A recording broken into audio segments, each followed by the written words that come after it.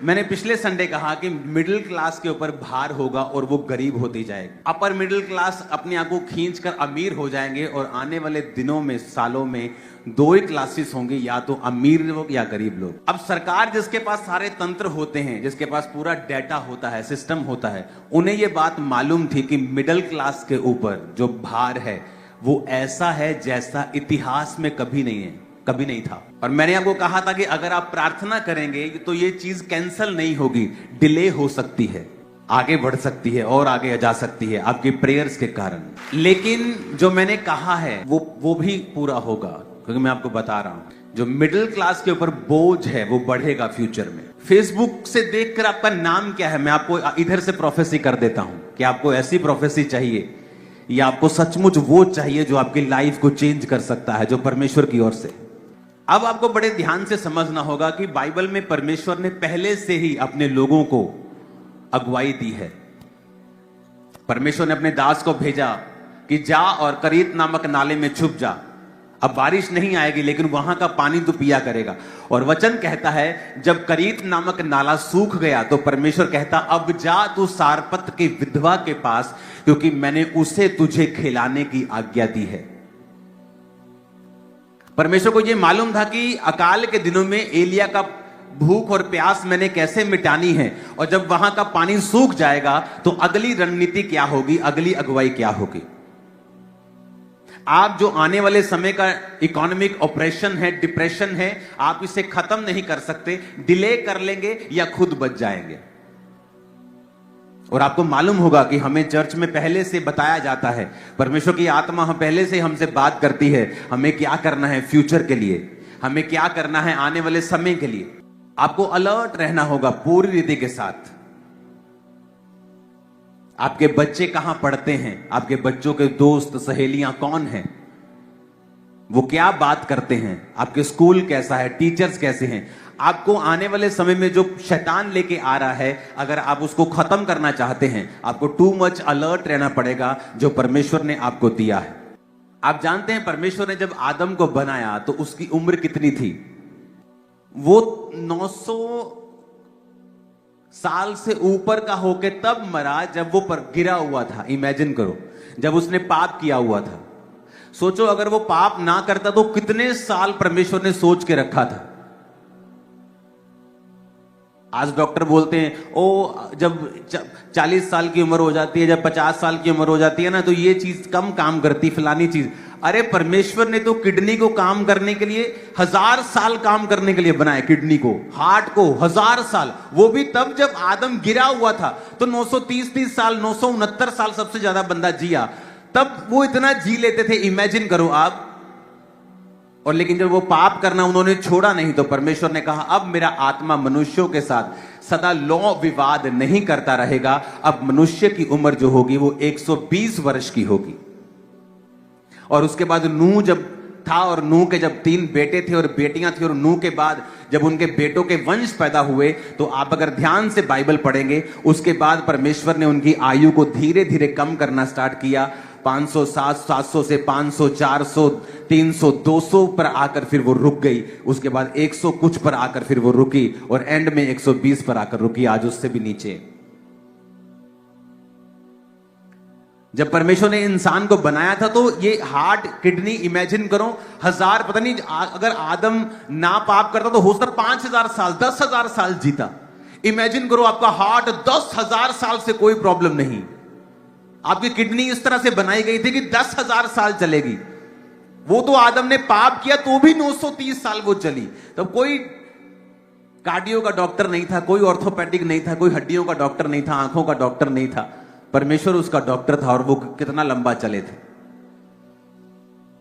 जब परमेश्वर आपको चर्च में सिर्फ एक सिंपल सरमन देने के लिए आप यहां नहीं लेने के लिए नहीं आए, मैं जानता हूं परमेश्वर आपको लाइफ कोचिंग भी देता है, आपको ये सिखाता भी है कि आपको इफेक्टिव क्रिश्चियन कैसे बनना है, फ्यूचर के लिए तैयार कैसे रहना है, अपने माइंडसेट को, अपनी फैमिली को किस तरह से बना के और बचा के रखना है। आप बड़ी बड़ी बिल्डिंग्स खरीदने वाले हो, मैं आपको बता रहा हूं।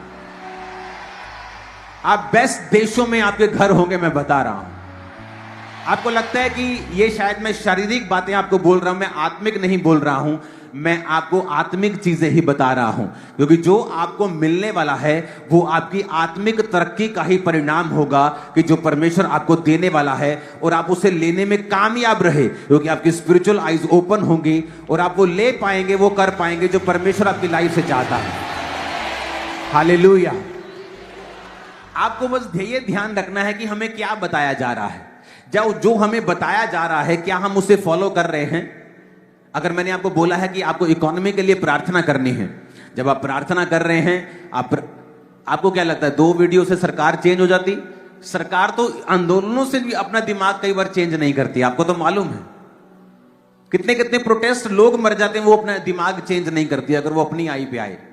लेकिन जब आप प्रेयर्स करते हैं तो परमेश्वर उनके दिमाग को चेंज करता है। प्रार्थना इस दुनिया का सबसे पावरफुल हथियार है। परमाणु बम से भी कई लाख गुना ये खतरनाक है। हमें लगता है ये इत्तेफाक है, ये इत्तेफाक नहीं है। 2000 ये आई थिंक 10-11 की बात है, जब चर्च बहुत बढ़ गई और हजारों की संख्या में लोग आने लगे, तो बहुत से स्टूडेंट्स थे जो बाहर जाना चाहते थे, लेकिन तब इतनी रास्ते ओपन नहीं फील होते थे कि रास्ते ओपन है, हम जा सकते हैं। जब प्रार्थना करनी शुरू की गई, आप इमेजिन नहीं करेंगे, चर्च में से हजारों, सिर्फ चर्च की बात कर रहा हूं, हजारों स्टूडेंट्स फॉरेन गए। आज वही स्टूडेंट्स चर्च की ब्रांचेस संभाल रहे हैं बाहर। और जब प्रार्थना करनी शुरू की, उन्होंने बताया कि सरकार ने रूल्स चेंज कर दिए थे, अलाउ आसान कर दिए थे, और वो आसानी के साथ निकल गए, जबकि उनके पास कोई पैसा भी नहीं था इतना।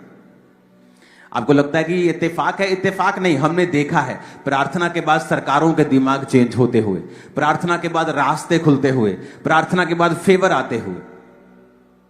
आमीन। आपको ये बात बड़े ध्यान से समझनी है कि जो चर्च में बताया जा रहा है, मुझे एग्जैक्टली सुनना है और उसे फॉलो करना है। आने वाले समय में जो इकोनॉमिक प्रॉब्लम्स होंगी, उन्हें आप डिनाई नहीं कर सकते। प्रार्थना के बाद भी लोगों पर वो होंगी, मैं फिर कह रहा हूं, लेकिन उन्हें उनसे बचा कैसे जा सकता है? आने वाले समय में कौन बचेगा?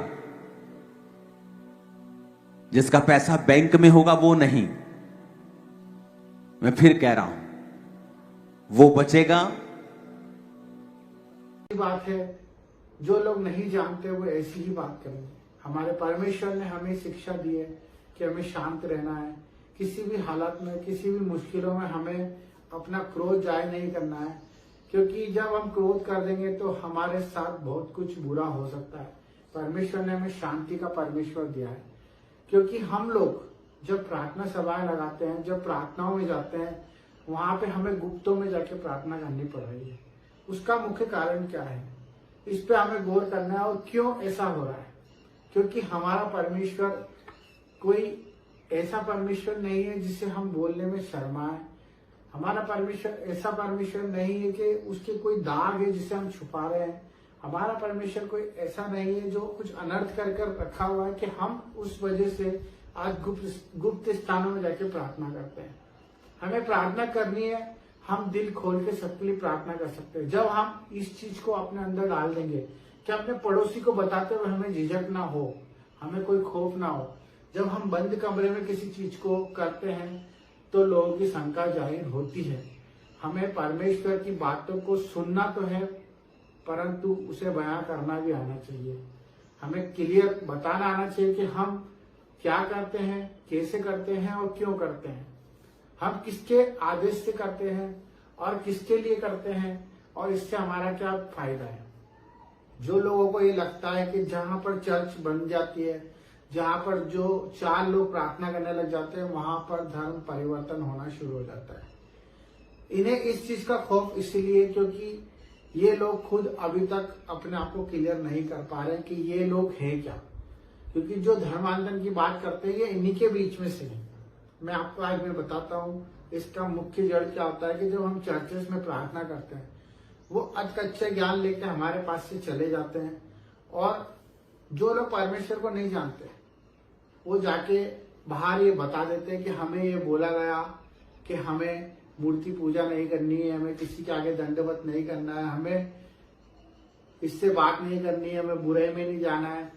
तो ये सब चीजों के उल्टा ही अर्थ लेकर वो लोग चले जाते हैं। तो मेरे भाई बहनों, मैं आपसे रिक्वेस्ट करूंगा कि इस समय में जो भी फादर हैं, चर्च है, पासवान है, जो लोग चर्च चला रहे हैं, उन्हें बेखौफ चर्च चलाने का अधिकार है। सरकार भी उन्हें रोक नहीं सकती, किसी भी तरह का उन्हें कोई प्रकोप उनके ऊपर कोई असर नहीं कर सकता, और वो ये खुद भी जानते हैं कि इस चीज का कोई असर नहीं होगा।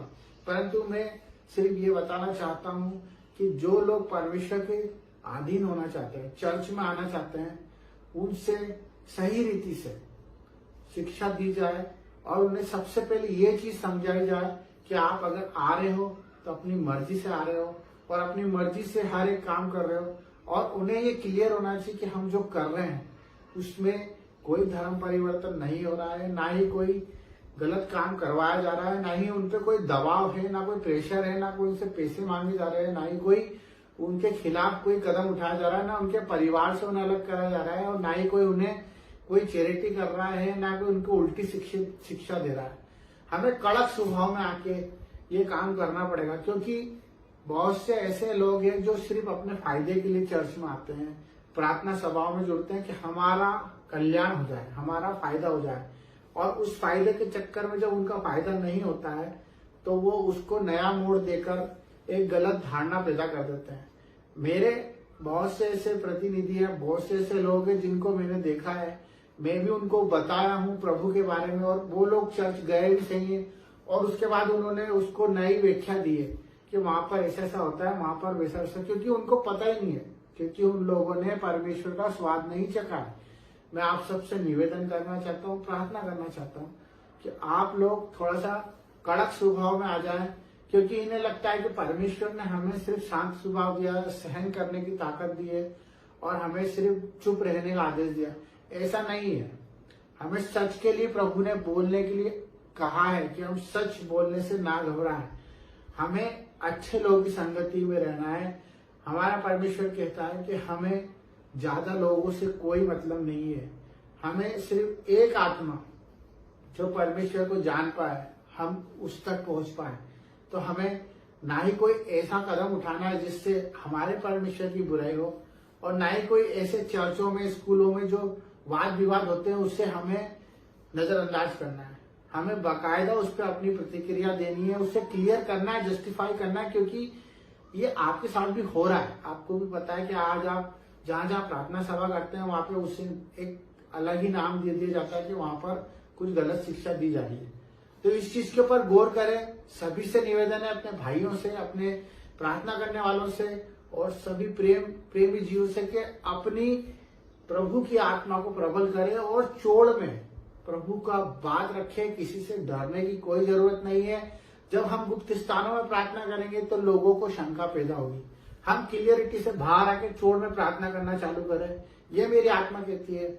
आप सबको इस चीज के लिए आगे बढ़ना पड़ेगा। जिस तरह से लोग अपना बाप का नाम नहीं छुपाते, आधार कार्ड में लिखा होता है, वैसे हमें भी हमारे पिता का नाम छुपाने की कोई जरूरत नहीं है। हमें प्रचार प्रसार करना है। बाकी बुद्धि को सहारा लेके, समझ के साथ परमेश्वर के वचन को अगर बांटना चाहते हो तो निडर होके बांटे। सबको जय मसीह की। God bless you, I love you, आमीन।